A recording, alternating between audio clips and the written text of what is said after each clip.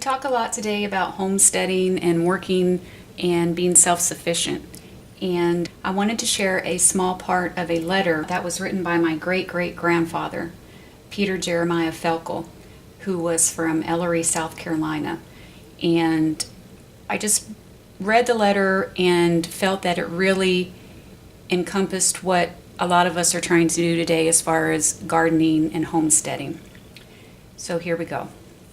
Up until the war between the states, our family was in good circumstances.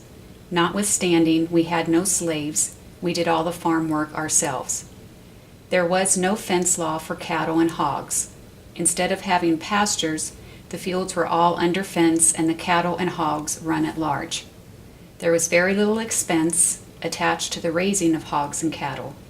The hogs were fed once a week and the cattle were fed a little through the winter.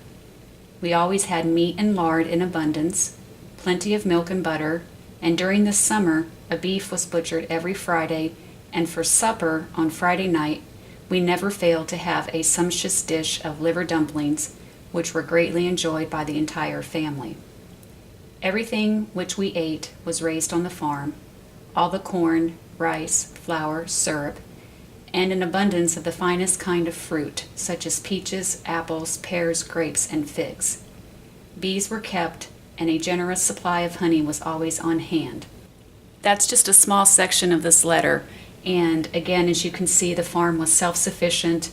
They did all of the work themselves. There's also a little bit in the letter about the women, how the cloth was woven on old-time hand looms, and how the shoes were made from the tanning of the leather from the cow hides.